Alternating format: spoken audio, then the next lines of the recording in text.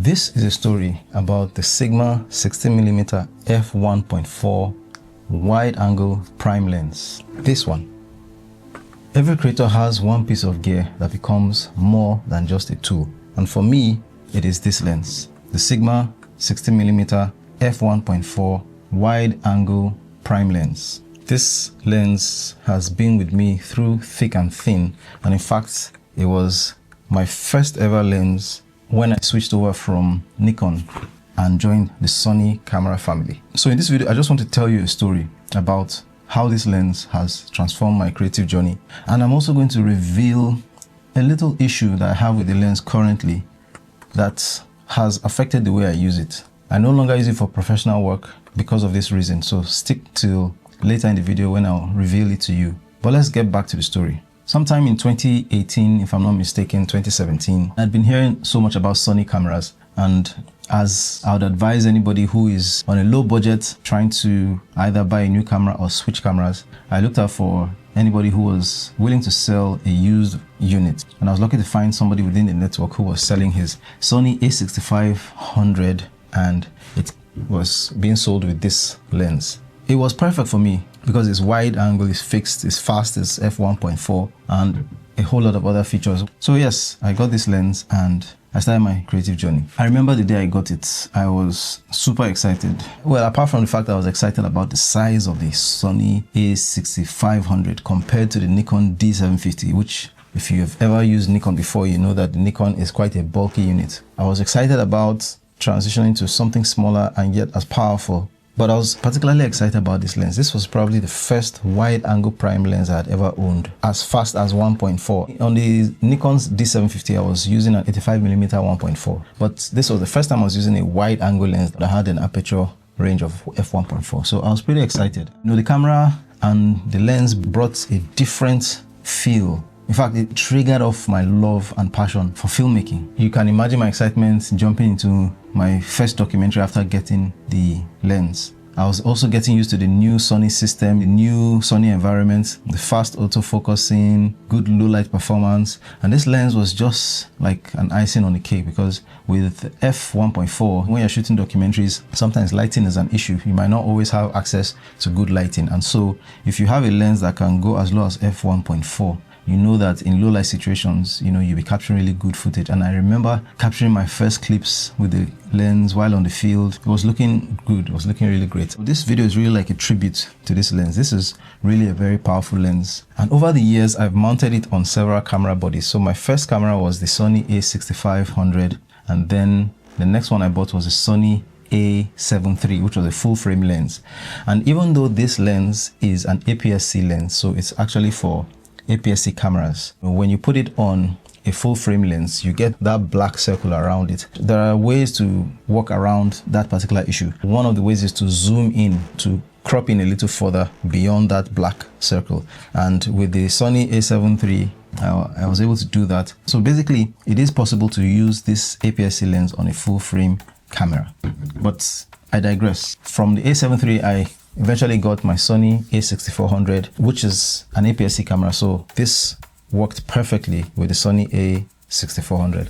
And then I eventually got my Sony ZV-E1, which is a full frame camera. And the good thing about shooting with this lens on the Sony ZV-E1 is that the Sony ZV-E1 has stabilization settings. It has the standard, the active, and then the dynamic active. And for each of those settings, the further you go, it zooms in. So I find that when you put this on a Sony ZV-E1, which is a full frame camera, when you shoot in dynamic active stabilization mode, it crops in, enough to get rid of the black vignette that comes around it when you're using a cropped APS-C lens on a full frame camera. So that was the workaround with the Sony ZV-E1. And then I also got the Sony A6700, which is this one. And when I put on this lens, of course, this is an APS-C lens, put it on an APS-C camera, A6700, that black circle issue no longer is a problem. Everyone knows about the Sony A6700, very powerful hybrid camera for photo and video. So bottom line is that the lens has always delivered. It's actually a very fantastic lens. I'll tell you a little bit about the lens in case you don't know about it, or maybe you already know about it, but hey, there's no harm in being reminded, right? this lens is very popular in the photography and videography community, especially for its combination of excellent performance and affordable price. It's actually relatively affordable compared to other lenses that have these features like the fast aperture and so on and so forth. So the standout feature is the ultra fast f1.4 maximum aperture, which makes it superb for low light photography filmmaking, and it creates a very fantastic shallow depth of field, blurry backgrounds, really nice, makes everything look very cinematic. The lens is also renowned for its sharpness. It delivers impressive results even when you shoot as low as f1.4. Sharpness is reasonably good, and when you step it down a bit to like maybe 1.6, 1.8, sharpness improves even a bit better. It has very fast and smooth and quiet autofocusing, so it's not one of those lenses that makes a lot of noise when it's trying to adjust autofocus. The build and design is pretty decent.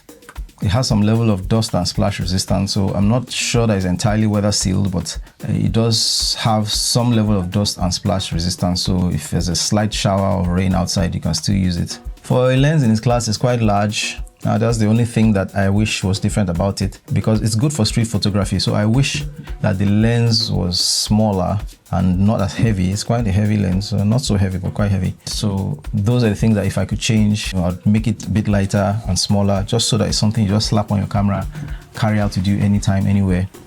That would make it really awesome. And who is the lens for? The lens is very good for vloggers, filmmakers, YouTubers, the kind of lens that you just put on, you just want to go out and shoot, maybe for your vlog, you're out on the field. It's good for street photography, good for landscape photography because of the wide angle of view, effectively 24 millimeters when you put it on the camera.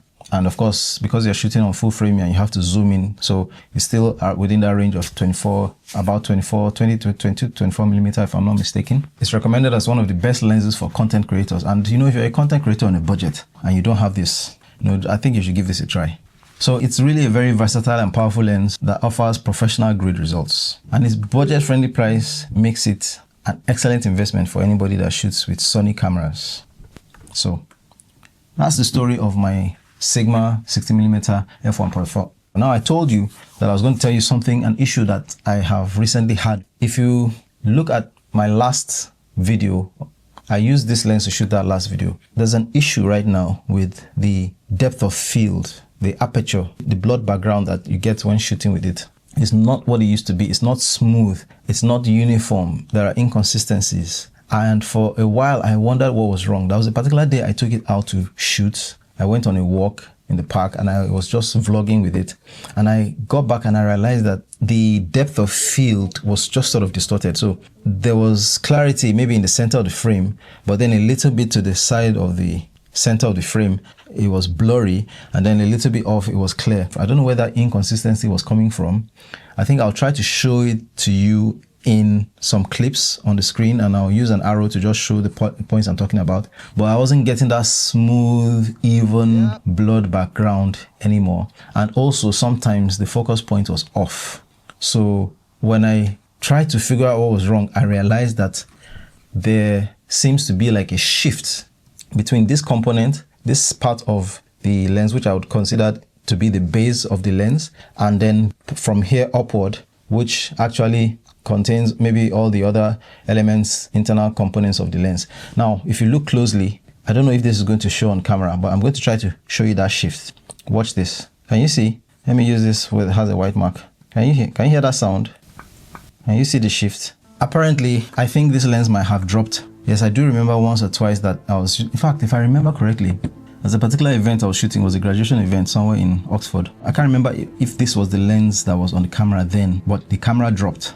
And I think it has also dropped again some other time. That's probably the only explanation. I can't see any dent mark or any mark to show where it dropped. But I think this lens dropped, and that is what is causing this distortion right now.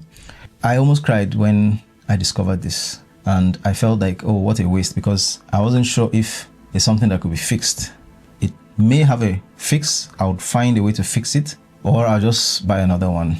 But hey, in the spirit of being efficient, I'll try to see if I can fix it. However, I discovered that I can still use it. And that's why I used it in my last video. I discovered that when I adjust it a little bit and set it and use it for steady shots like this where the camera is on a tripod and just facing me, I'm speaking directly to the camera. As long as my face is in focus, it doesn't matter if everything gets blurred. And in fact, it gives a very dreamy, soft feel to the blurred background. So if you look at the last video I did, apart from my face, every other thing just looks soft and creamy and blurred out. And for me, I felt it was quite stylistic. I felt it was quite okay. It wasn't like totally unusable. And so I decided, you know what, I'm going to keep using it to shoot. But however, maybe not for professional work, just for my own personal stuff, like these kind of videos I create on YouTube. So that's it, guys. That's it about my Sigma 16mm f1.4 DC DN contemporary lens for Sony E-mount. This is one of the heroes of my creative journey. It's interesting how a piece of gear can stay with you for so many years. And that's why sometimes they say, for any aspiring filmmaker, content creator, videographer, you should think more about the lenses that you buy. You should pay more attention and spend more money on the lenses, because the lenses usually stay with you longer than the cameras do. Cameras, you might want to upgrade, once a new one comes out with better technology, maybe better autofocusing and so on, you'll be tempted to upgrade and change your camera. But the lenses, because they're expensive and because they're just so useful and sometimes rare, your lenses stay with you. This lens is one of the heroes of my creative journey, and I just want to tell you the story about this lens. Who knows, maybe you go out there looking for a lens to buy. I highly recommend this. Just make sure you don't drop it. Other than that, I'll say this lens is durable. I mean, I got this in 2018 and it was used. So somebody had been using this for a couple of years too before I got it, and it was performing very well. This is also the lens that I cleaned in this video, where I talked about a hack I discovered for making your lens rubber look new. This lens looks pretty nice, pretty new, isn't it? The rubber used to be faded, and no matter how many times I cleaned it, it's never looked black and clean until I discovered the hack that I talk about in this video. So please watch the video and let me know what you think. Thank you for watching, listening to my story. In other videos, I'm going to tell you more about the problem and how I'm dealing with it, how I'm managing it. I'll also maybe talk about some documentaries and stuff I've shot with this lens and give you like a behind the scenes breakdown or my technical approach to shooting with this lens. I hope you enjoyed the video. Thanks for watching. If you haven't subscribed, now is a good time to do so. I'll see you in the next video.